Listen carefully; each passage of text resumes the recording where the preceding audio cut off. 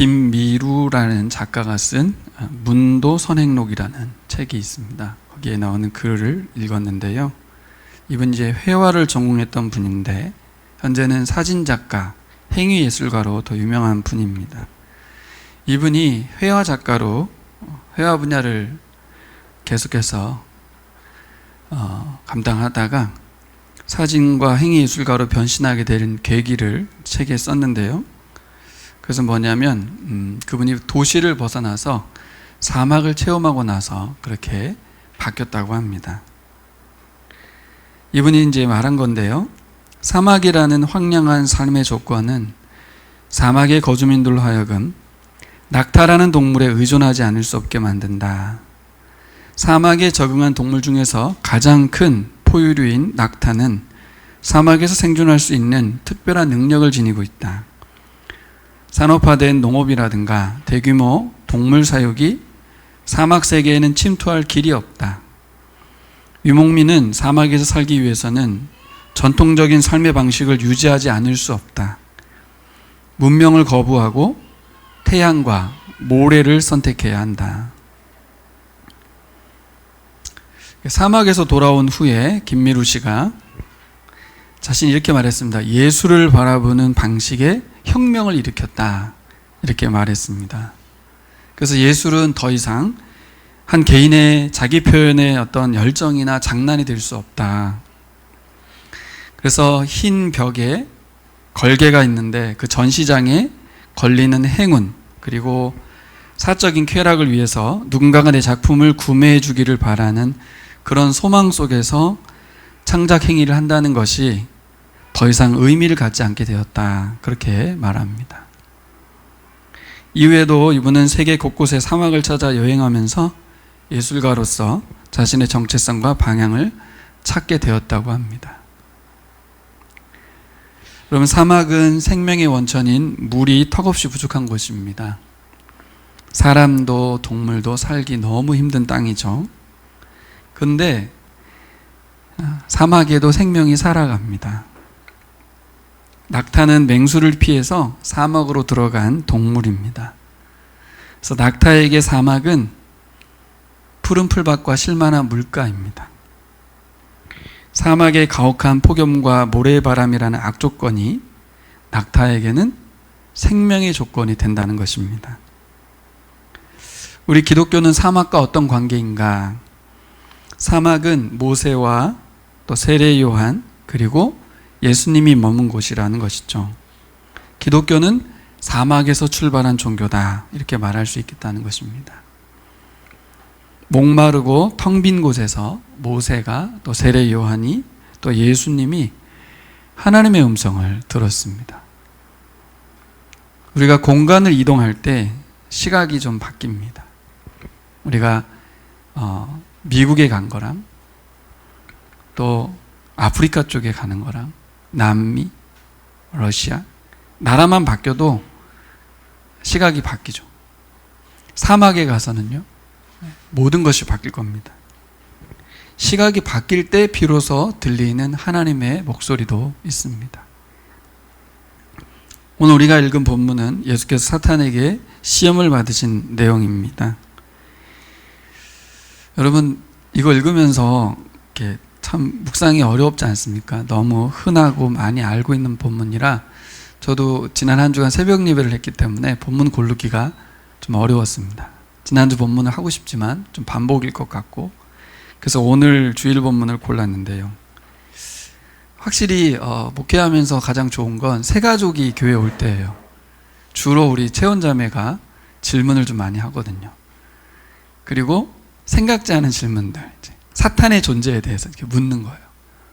우리는 본문을 읽을 때 사탄이 예수님 시험한 거 너무 잘 알고 있고 사탄이란 존재에 의심도 없고 상수지만 그 친구가 올 땐 사탄은 왜 있는 거고 사탄은 이런 거 왜 하는 거죠? 이제 이렇게 물을 수 있는 거라서 그때마다 생각하게 되는 거야. 그렇지, 사탄이 있지. 오히려 우리가 이 본문은 사탄의 시험이라는 걸 알면서도 사탄의 존재 자체도 이렇게 잊어버리고 사는 경우가 많은데 오늘은 좀 생각해 볼 필요가 있습니다. 본문이 이걸 말하고 있지만 묵상을 했어도 예수님이 이것을 이긴 것만 생각하지 사탄이란 존재가 어떻게 활동하고 있는지, 그런 존재가 어떤 존재인지에 대해서는 좀 생각하지 않게 되는 거예요. 결국 이겼으니까. 이 사탄이 시험한 장소는 광야입니다. 광야. 사막인 거죠. 그 40일의 금식은 40년간의 이스라엘 광야 생활을 떠올리게 합니다. 이스라엘은 광야 생활 40년 동안 끊임없이 시험과 유혹을 받았습니다. 그 결과 이스라엘은 하나님의 아들로서의 정체성을 지켜내지 못했습니다. 근데 예수님을 시험한 사탄의 목적도 동일한 거예요. 이스라엘처럼 예수가 하나님 아들의 정체성을 지키는데 실패로 이끌기 위해서 오늘 시험을 한 겁니다. 특별히 누가복음의 시험의 목적은 그겁니다. 사탄은 이스라엘과 예수님을 향해서 그랬던 것처럼 우리들에게도 동일한 전략을 펼칩니다. 결국 사탄이 이 시대에도 우리에게 어떤 목적을 가지고 접근해요? 하나님의 아들로 살지 못하도록 만든다는 거예요. 오늘을 사는 우리들에게도 광야 같은 상황과 광야 같은 환경이 펼쳐지거든요. 그럼 우리는 생존의 위협을 받습니다. 두려워요. 어떻게 생존할까? 이 물이 없는 땅에서. 이 태양의 뜨거움 속에서 어떻게 생존할까? 두 번째는 놀랍게도 사막에 사는데 광야인데도 불구하고 사람들이 탐욕스럽습니다. 광야에 살면서 무슨 탐욕이 있을까 싶은데 이스라엘 민수기 말씀을 보면 계속해서 탐욕이 작동되고 있는 걸 봐요. 이 탐욕이 작동되고 있는 상황에서 우리는 뭘 잊어버리냐면 여기가 광야라는 걸 잊어버리는 거예요. 광야에서는 탐욕을 부릴 게 아니라 양보하고 협력해서 같이 살아가야 되는데, 광야에서는, 사막에서는 낙타를 의존해야 되는데 낙타를 잡아먹으려 하면 안 되는 거잖아요. 그렇죠. 근데 기가 막히게도 인간들은 사막인 걸 잊어버리고 자신의 본능에 충실하면서 탐욕으로 스스로 무너진다는 거죠. 그래서 앞에 김미루 씨가 말한 그 이야기가 저에게 좀 다가왔어요. 이분이 예술가로서 왜 이 회화 전공에서 바뀌었을까 할 때 어쨌든 예술가지만 탐욕이 있는 거 아니겠어요?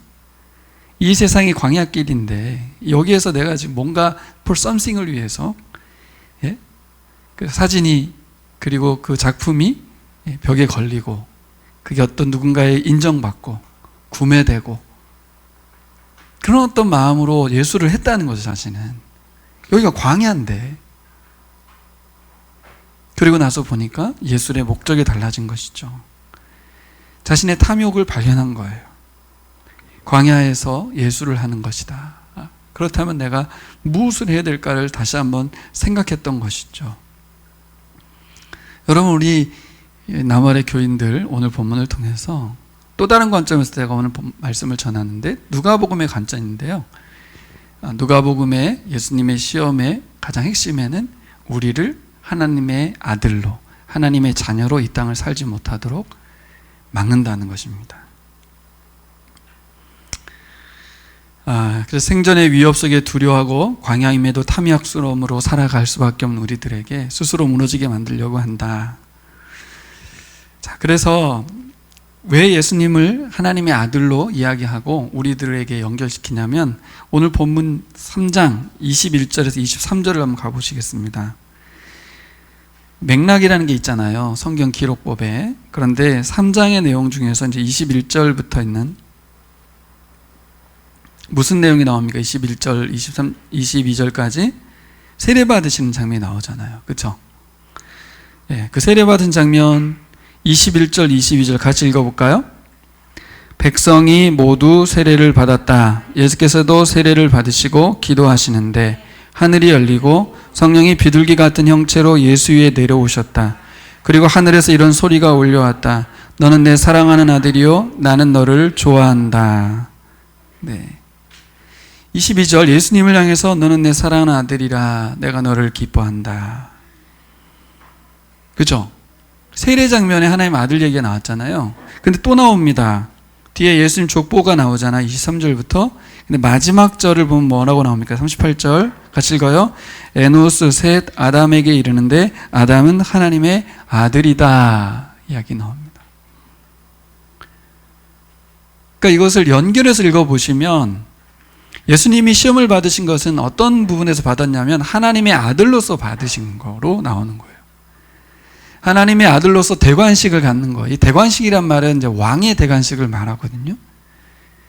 그래서 여러분, 이 하나님의 아들은 단순한 개념이 아닙니다. 로마 황제가 자신을 신의 아들로 칭호하잖아요. 신의 아들. 그 신의 아들이란 말은 무슨 말이냐면 나는 신이다 그런 뜻입니다. 나는 신의 아들이다. 나는 신이다. 그런데 예수님이 어떤 상황이 벌어졌어요? 하나님께로부터 직접 하나님의 아들이라는 음성이 들려왔어요. 하늘로부터 검증됐어요. 또 하나는 뭐예요? 역사적으로 족보를 통해서 예수는 아담, 그 위에 하나님과 연결된 존재라는 것을 말하고 있어요.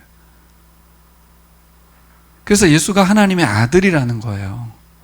근데 그 하나님의 아들이 시험을 받는 거예요. 대표로 받는 거죠. 근데 하나님의 아들로서 받는 거예요. 우리도 예수 믿고 다 하나님의 자녀, 하나님의 아들, 딸이 됐잖아요. 그러니까 사탄은 계속해서 우리가 하나님의 아들이라면 하나님의 아들이잖아 너 이렇게 말하면서 시험을 걸어와요. 하나님의 아들로 계속 살 거야? 그러면 힘든데 하나님의 아들이 뭐가 이렇게 대수야? 이렇게 말하면서 다가오는 거예요. 오늘 누가복음의 관점입니다. 신의 아들 황제하고 비교해서 당시 이제 누가복음 읽었을 때 또 신의 아들이신 예수가 대조적으로 보여지는 거예요. 신의 아들인 황제는 어떻게 했습니까? 세상을 파워로, 권력으로 좌지우지하려고 했잖아요. 근데 예수는 어떻게 했습니까? 마귀의 시험에 넘어가지 않았어요. 신의 아들의 능력과 정체성을 발휘하는 것에 대해서 요구할 때 그것을 거부했어요. 왜요? 하나님의 아들은 그렇게 살지 않기 때문에. 그러니까 1차적으로는 황제와 비교가 되는 것이고, 두 번째는 아까 김무루 작가가 말한 것처럼 모든 사람 속에 있는 탐욕스러움과 신의 아들이 아닌 자기 자신으로 살고, 그렇죠? 사단의 자녀로 살게 하려는 그런 모든 것에서 승리하신 분이 예수 그리스도입니다. 앞으로 예수님께서 하나님의 아들로서 파워를 보여줌으로써 증명해 보일 것인가? 그렇지 않다는 거죠. 사탄이 그래서 두 번이나 첫 번째와 세 번째 질문에서 그런 말을 썼죠. 뭐라고 썼습니까? 네가 만일 하나님의 아들이라면 이런 말을 써요. 그럼 따라해볼까? 네가 만일 하나님의 아들이라면.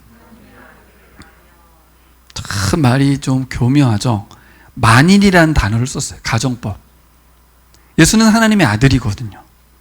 근데 진짜 하나님의 아들이라면 능력을 보여야 된다 그 말이에요. 그래서 하나님의 아들이 증명된다고 말한 거예요. 이런 유혹과 이런 테스트는 이 세상 사는 우리 교인들에게 계속 옵니다. 네가 진짜 하나님의 아들이라면 이래야 되는 거 아니야? 라고 말한다는 것이죠. 예수님은 사탄의 질문에 넘어가지 않잖아요. 그렇죠? 왜 안 넘어갑니까? 앞에 나와 있는 3장의 말씀을 가지고 생각해 볼 수 있는 거예요. 그러니까 예수가 신적인 능력을 보여줌으로 해서 자신이 하나님의 아들임을 보여주는 게 아니라는 거죠. 뭐 때문에? 앞에 나와 있는 것처럼 하나님이 나를 사랑하셔서 나는 하나님의 아들이야. 하나님 그렇게 말했거든. 난 너를 사랑해. 뭘로? 아들로서. 넌 내 아들이야 라고 하나님이 선포한 말도 중요하고 하나님이 기뻐하고 좋아하는 하나님과의 관계가 아버지와 자녀의 관계로 인정받아 있어요. 이미.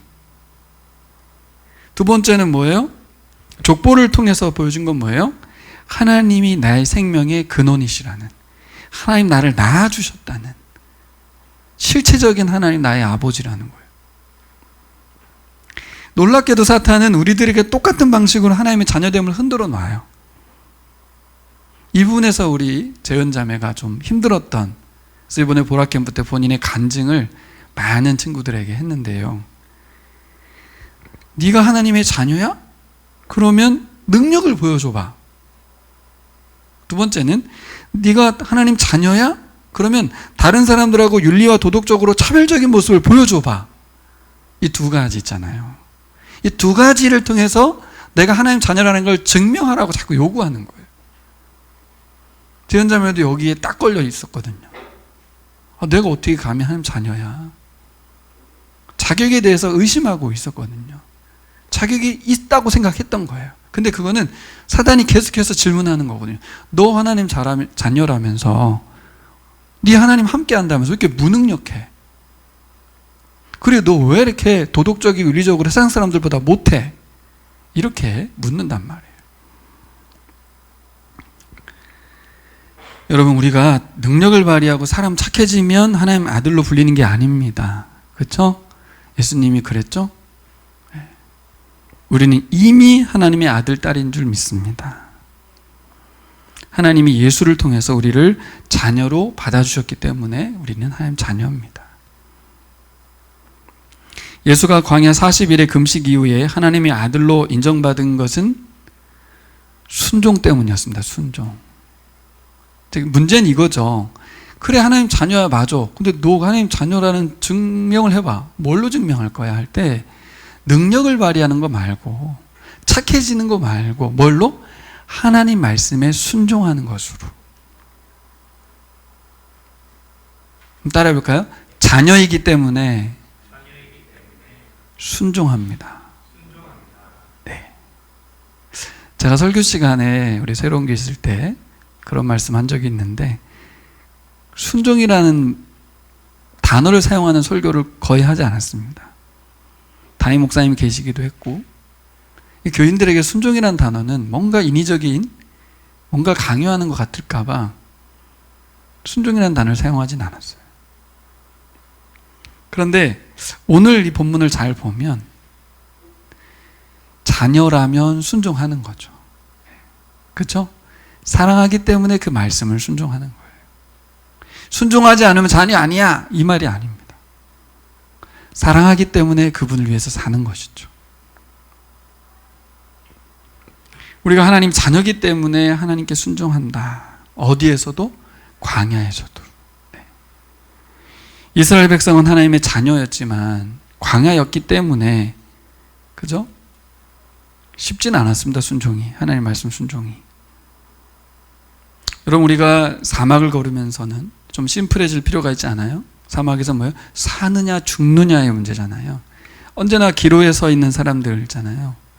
광야에서 낙타를 의지하고, 김유래 작가가 말한 것처럼 선조들의 삶의 방식을 고집스럽게 유지해야 되는 것처럼 우리는 광야길을 걸으면서 어떻게 해야 돼요?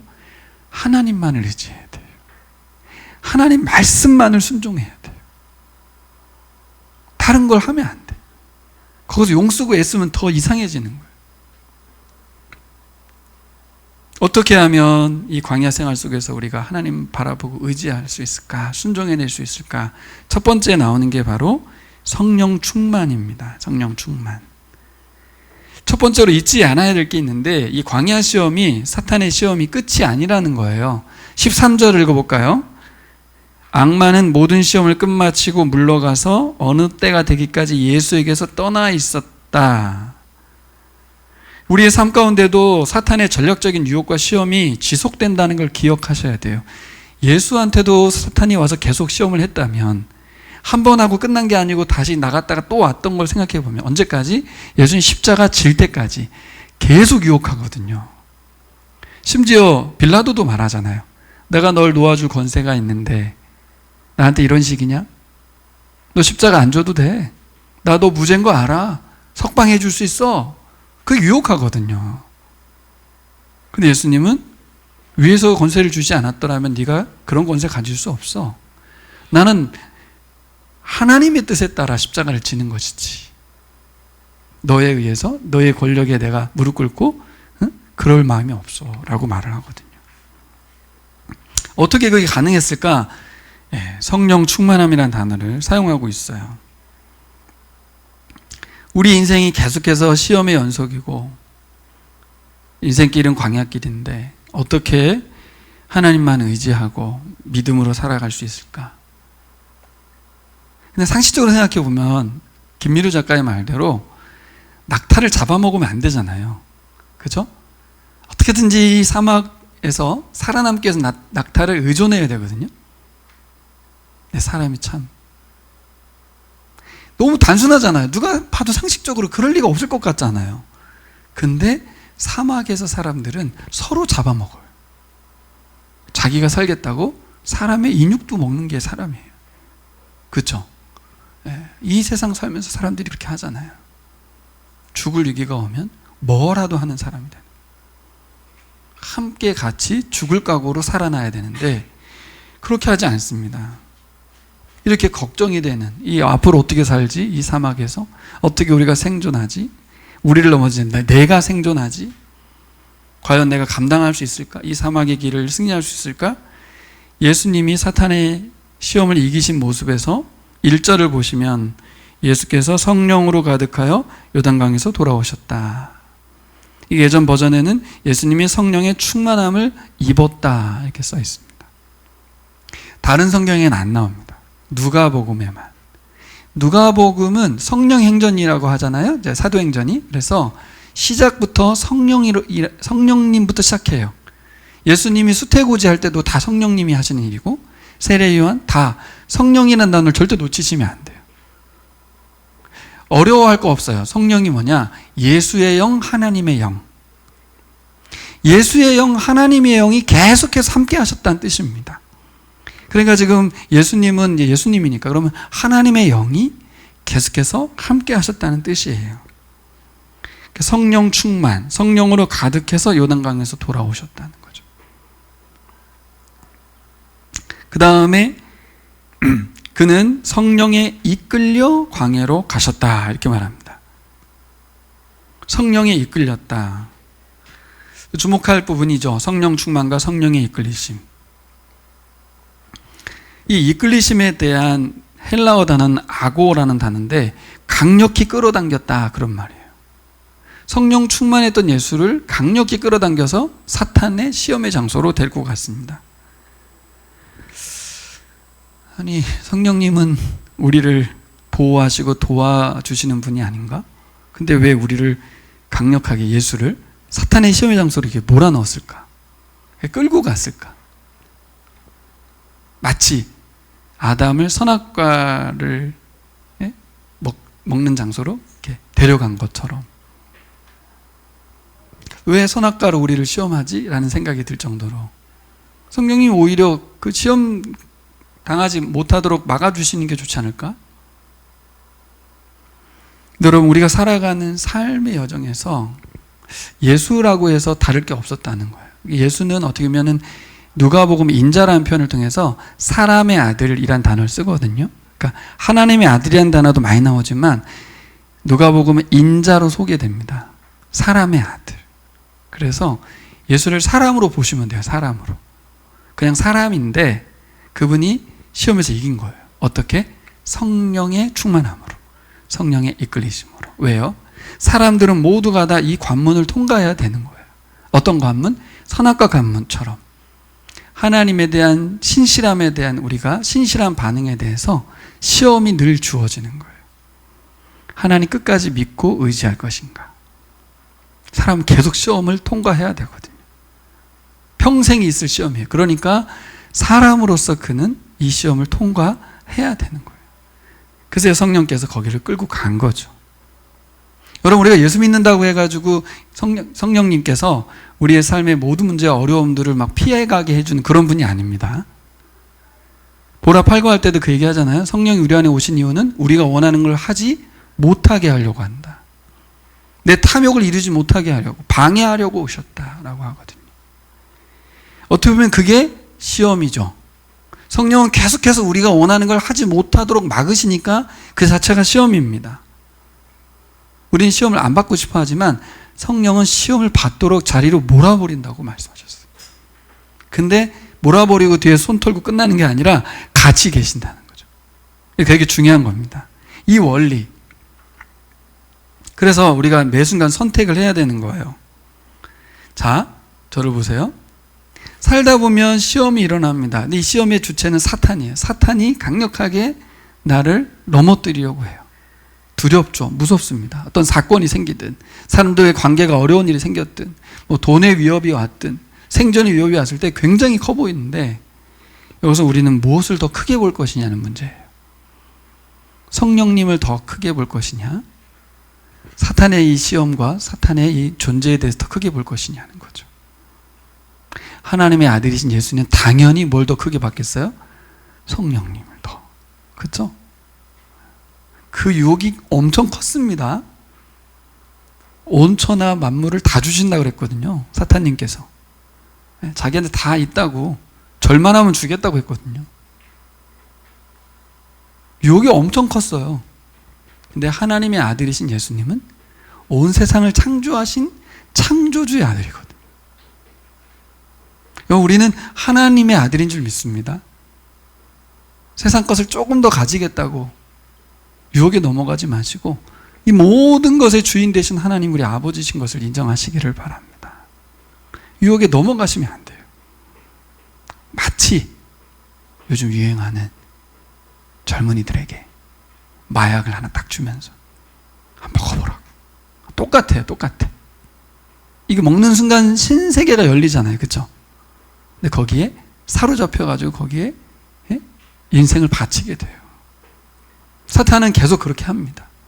아버지를 배신하고 네 소유로 만들어가라. 매 순간 우리가 선택해야 됩니다. 무엇을 더 크게 볼 것인가? 사탄의 존재는 분명합니다. 사탄은 우리에게 강력하게 도전해 옵니다. 근데 그 강력함보다 성령의 파워가 더 강력합니다. 하나님의 영이 우리 안에 계심으로. 뭘로 증명할 수 있을까요? 제가 생각해 보니까 로마서 표현해 보면 그런 말이 나와요. 예수 안에 성령님이 계셨기 때문에 부활했다는 거거든요. 우리 안에도 성령이 있기 때문에 우리도 부활할 거라고 사도 바울이 말해요. 이 부활 얘기를 왜 하냐면 사단의 가장 큰 최종적인 무기는 죽음이거든요. 죽음을 이길 수 있다는 게 뭡니까? 성령의 능력이에요. 그러니까 이미 죽음이라는 것조차도 이기신 예수 그리스도, 우리에게도 그분의 영이 임한 줄 믿습니다. 그래서 그냥 이론적으로 성령이 더 크시지 이렇게만 하지 마시고 어느 정도 크신가? 사단의 최종 무기인 죽음마저도 이기신 분이시다. 성령의 능력으로. 실제로 예수는 부활했잖아요. 우리가 믿죠? 그럼 우리도 부활의 영이신 성령을 모시고 있다는 걸 믿음으로 가지시길 바랍니다. 그래서 너무 클 때, 내가 닥친 상황과 환경의 고통이 클 때 어떻게 할까를 한번 생각해 봤으면 좋겠어요. 사실 저는 우리 오늘 신혜자매도 기도문에 썼지만 남일이 아닌 일이었잖아요. 그 일을 내가 당한다면, 우리 은혜 집사님이 당한다면, 그분이 하늘이라는 이름이라서 기독교인일 것 같더라고요. 추측컨대. 내가 그 말을 하려다가 해놓는데 뭐 부처님도 하늘이라고 할 수 있잖아. 그럴까봐 말 안 꺼냈는데 실제로 기독교인이더라고요. 다만 제가 생각한 건 우리 집에 그런 일이 일어났으면 나는 어떻게 이 상황을 대처하고 반응할 것인가를 생각하게 되더라고요. 과연 나는 하나님과의 관계 속에서 어떠한 입장에 설 것인가. 피해갈 수 없는, 그 하늘이가 아니면 다른 친구였을 거예요. 누구든지 한 명 타겟이었기 때문에 엄청 큰 사탄의 도전이 온 거잖아요. 지금 하나님을 계속 신뢰해야 되냐? 내가 계속해서 그 길을 가야 하냐? 응? 이런 일이 벌어졌는데? 라는 거죠. 그때 우리가 성령의 능력과 그분의 크심, 성령의 충만함 쪽으로 우리가 시선을 돌릴 수 있겠는가? 그래서 예수 그리스도께서 하나님의 아들 그분이 승리하셨다는 걸 믿고 우리는 못해요. 그래서 예수님 십자가에 죽으신 줄 믿습니다.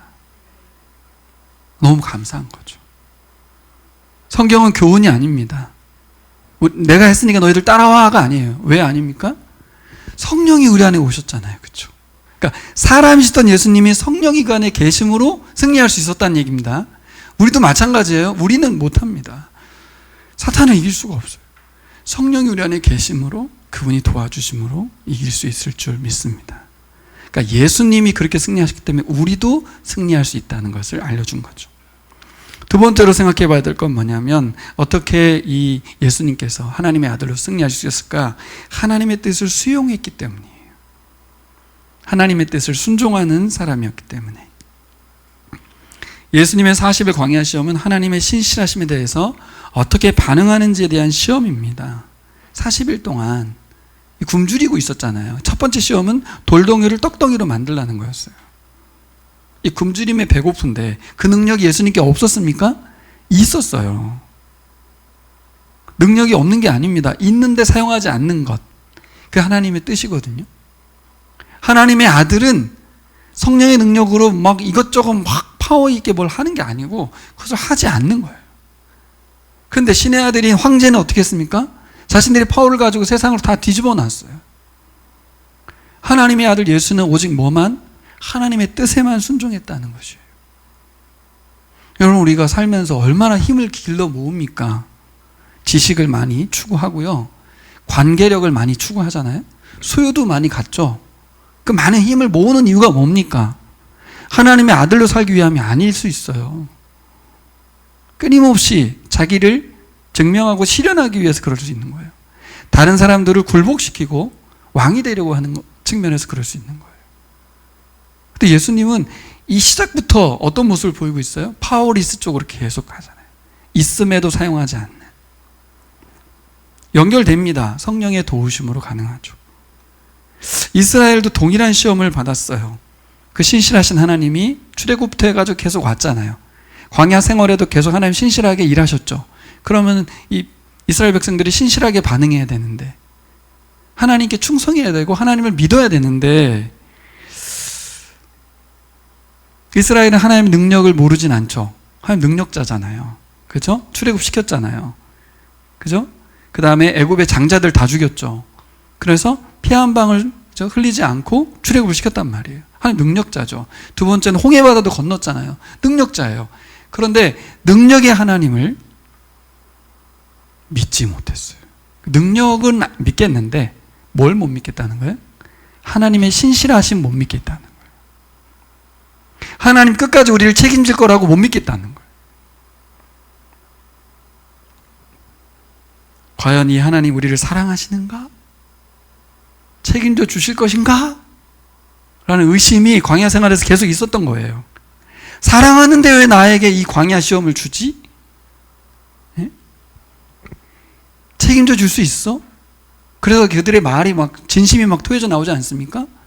아니, 우리가 애굽에서 잘 살고 있었는데, 배불리 먹고 있었는데 여기 오니까 고기도 안 주고 막 너무 인생이 힘들다고 막 울고불고 난리가 났잖아요. 고기 못 먹는다고. 사랑하지 않는다는 거죠. 그러면서 어떻게 해요? 다시 출애굽이 아니라 애굽으로 돌아가겠다는 거 아니겠어요?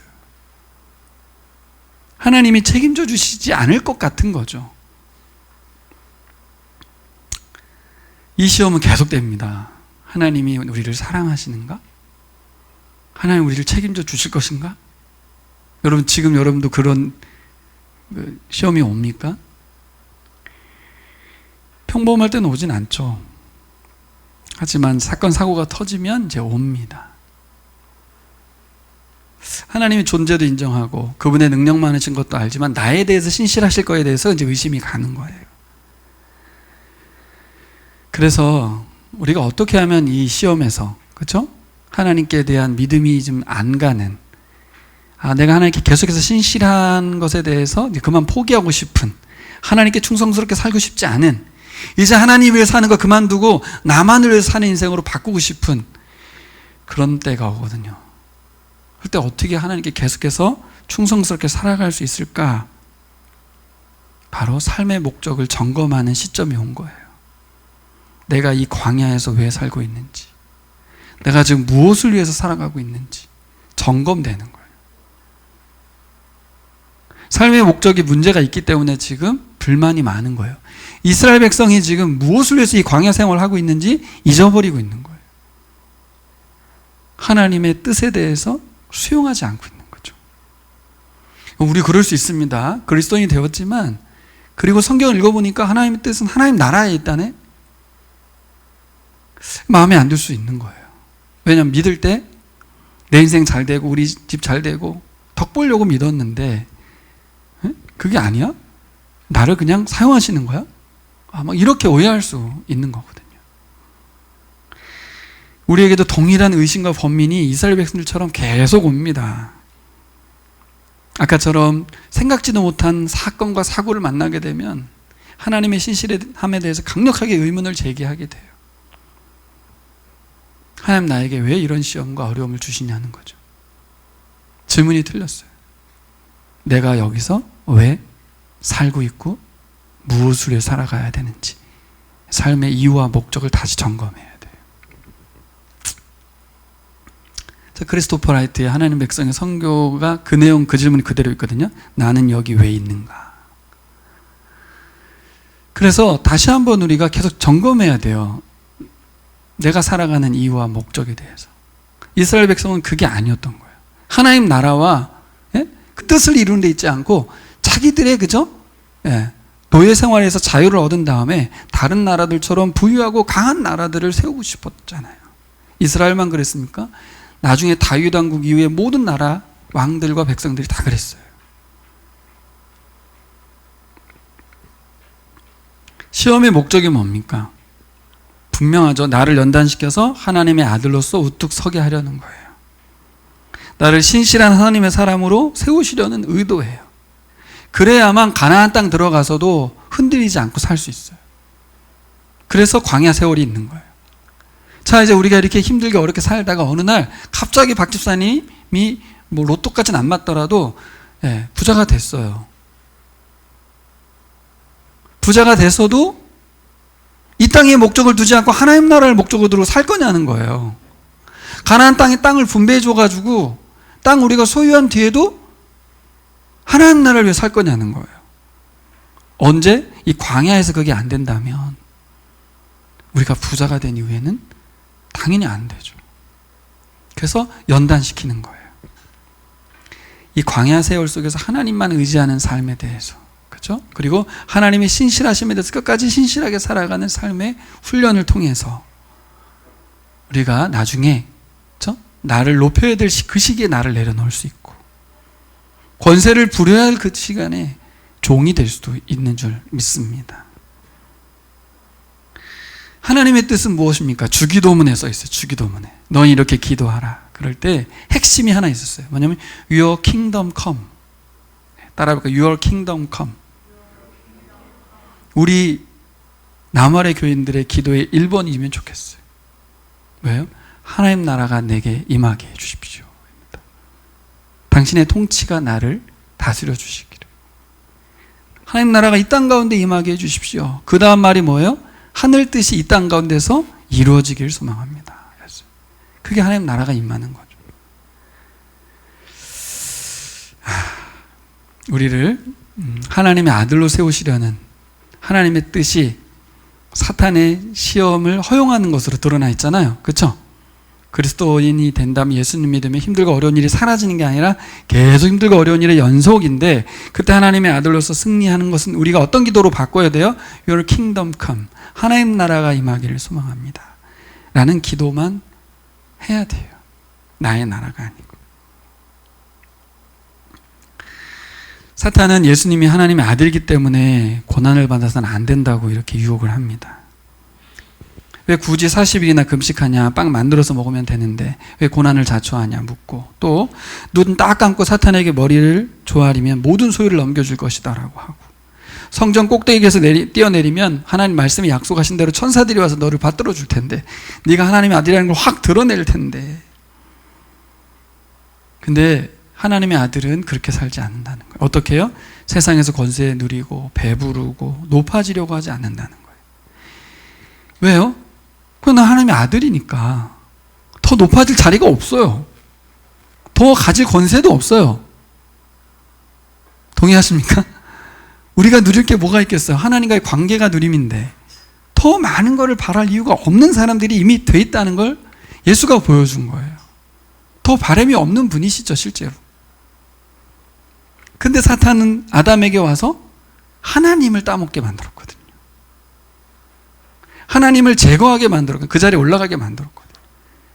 사탄의 시험은 동일합니다. 이 시대에도 내가 하나님 아버지로 두고 아들로 사는 것으로 살지 못하게 하고 하나님을 제거하고 내가 세상의 왕이 되게 하려는 것에서 초점을 두고 있거든요. 더 욕심 부리게 하고 더 누리고 싶어하고 더 권세 부리고 싶어하게 하는 거예요. 거꾸로 가라는 겁니다. 거꾸로. 하나님의 아들이니까 이제는 어떻게 해요? 약한 자와 어려운 자, 아픈 자들, 내 백성 중에 소외받은 자들의 친구가 되어주고 그들의 왕으로 섬기는 종이 되는 겁니다. 사탄은 세 번째 시험에서 어떻게 했어요? 교묘히 하나님 말씀을 속여가지고 예수에게 들이대면서 하나님 말씀이 이렇게 써있잖아. 시편에 네가 뛰어내리면 천사들이 와서 널 받들어 준다고 했지. 그 말씀대로 해야 될 거 아니야. 이렇게 말합니다. 여러분, 우리가 사탄이 얼마나 교묘한지, 말씀 이걸 오용해가지고 우리를 무너뜨리기도 한다는 거. 그러니까 예수님은 하나님의 뜻을 분별할 수 있는 분이셨어요. 우리가 성경을 제대로 알고 또 시대를 분별할 수 있는 이유, 해야 되는 이유도 여기 있습니다. 가슴 아픈 이야기지만, 그죠? 이 탄핵 전국에서 대형교회 목사님들이 빵빵 터지고 수많은 성도들이 계엄령이 아닌 계몽령에 넘어가는 이유가 뭘까요? 이거 뭐 상식을 생각만 해도 아무것도 아닌 이야기인데 우리 청년 중에 한 명도 나한테 계몽령이 맞는 것 같다고 그러더라고요. 그래서 제가 이제 설명을 좀 해줬어요. 그러니까 뭔가 하나님의 말씀과 세상이 막 분리되어 있는 거예요.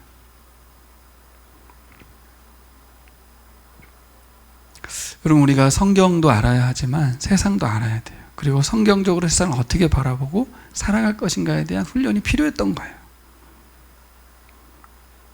세 번째는 이제 우리가 걸어가야 될 이 목적에 대한 부분을 초점을 분명하게 하신 것으로 나오는데요.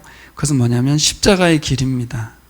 13절 아까 말씀대로 예수님을 넘어뜨리는데 실패한 마귀가 물러났다고 말하죠. 근데 예수님의 광야 승리는 뭐예요? 최종적인 승리의 시작일 뿐이에요. 한 번 이긴 걸로 끝날 일이 아닌 거죠. 계속해서 예수님의 길을 방해합니다. 언제까지? 십자가 질 때까지. 예수님 어떻게 해요? 하나님의 뜻을 수용한 이후에 십자가 지기까지 계속 순종하시잖아요. 그래서 예수님 그분께서 하셨던 것처럼 우리가 마귀의 소리보다는 하나님 말씀의 소리에 더 귀를 기울여야 됩니다. 그리고 말씀 순종하는 그 걸음을 걸어가셔야 돼요. 그 길은 뭐예요?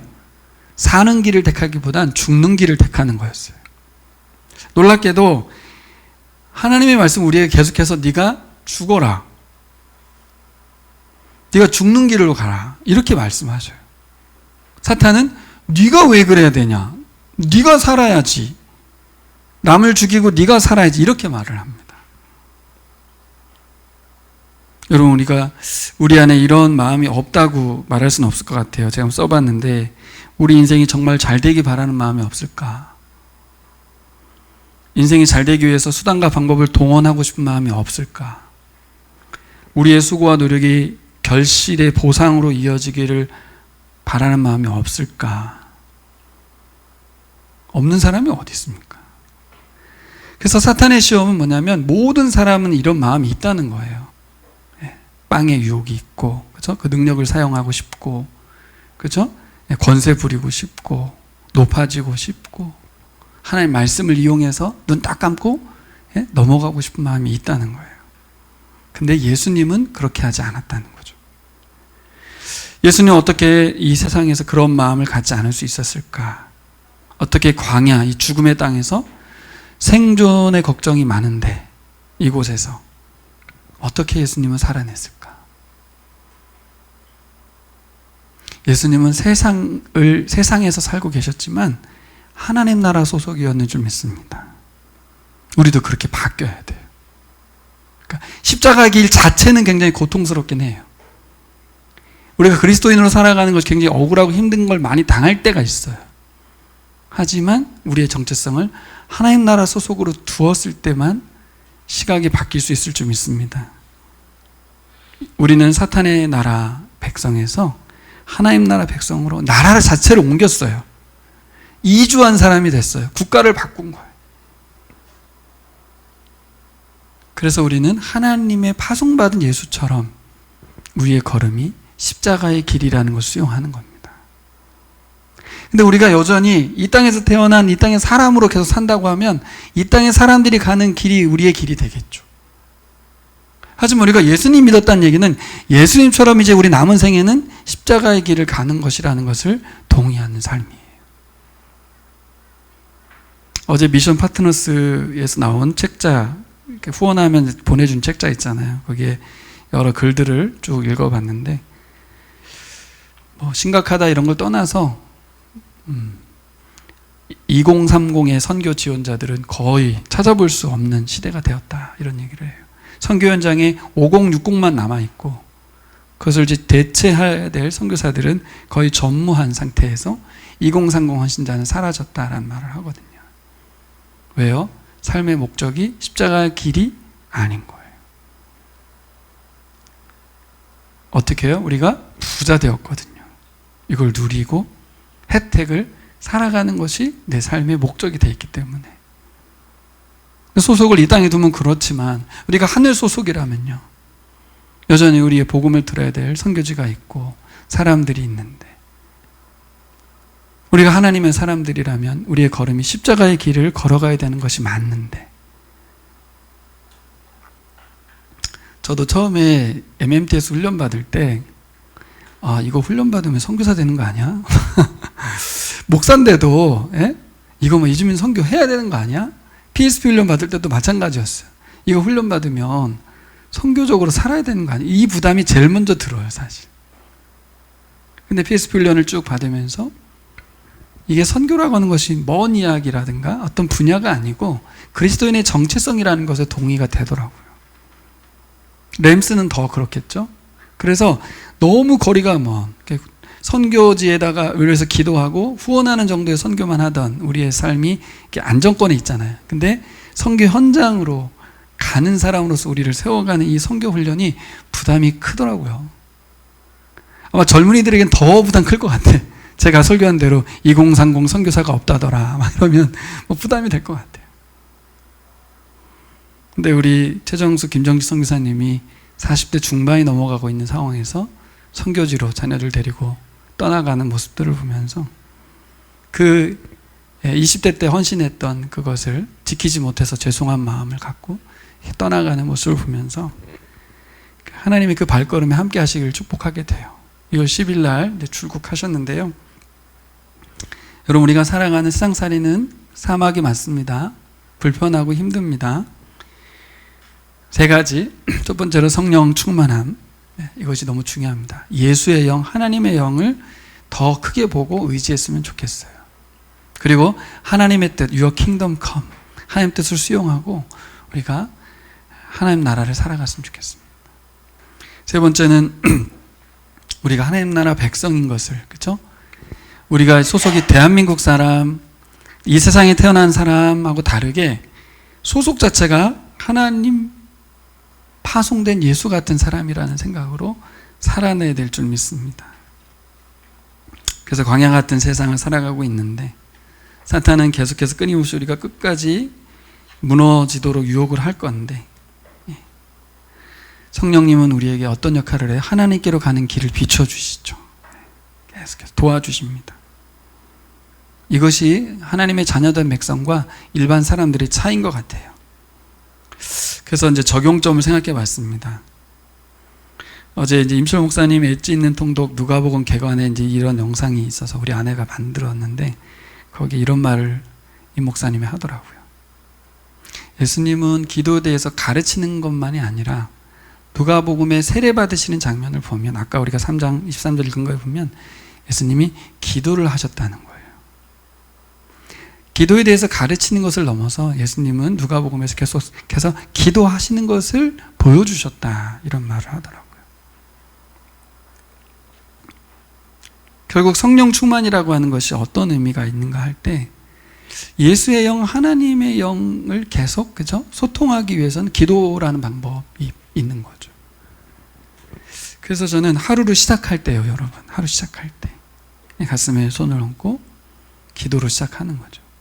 성령님, 사람을 만나기 전에, 이거는 그리스도인을 만나도 마찬가지예요. 꼭 불신자 만나는 거 아니더라도 그리스도인들 간에도 만나다 싸우기도 하거든요. 사람을 만나기 전에 오늘 만남에 하나님께서 함께 해주시기를. 혹은 두려운 만남일 수 있잖아요. 이 두려운 만남에서 하나님 지혜도 주시고 좋은 만남 인도해 주시기를. 사안과 사건을 처리해 가야 될 때가 있잖아요. 그렇죠? 우리 박 집사님 굉장히 많을 텐데 사안과 사건을 처리해 나갈 때 그때도 기도가 필요하겠죠. 저도 지난주에 굉장히 당황스러운 상황을 만났을 때가 있는데 기도가 나오진 않더라고요. 그래서 해결했는데 또 잘못 해결했어. 그래가지고 또 멘붕이 오고 그래가지고 막 시겁하고 난리가 났었거든요. 그럴 때 성령님의 도우심을 구하는 삶. 별거 아닌 것 같은데 굉장히 중요한, 그렇죠? 그리고 하루를 마무리하면서 성령님께 귀를 기울이면서 오늘 하루 함께 해주신 것에 감사. 우리의 남은 인생의 걸음 가운데서도 하나님의 신실하심에 대해 계속되는 의심과 우상숭배로 반응한 우리를 예상할 수 있습니다. 끝까지 우리가 잘할 수는 없을 거고 어떨 땐 승리하고 어떨 땐 실패도 하겠죠. 예수님의 이 광야 시험을 기억했으면 좋겠습니다. 예수님의 광야 시험 이후에도 사탄의 유혹과 시험을 어떻게 이기셨는가? 고난과 십자가의 길을 걸으셔서 이겼어요. 우리가 이기는 건 이 방법밖에 없는 것 같아요.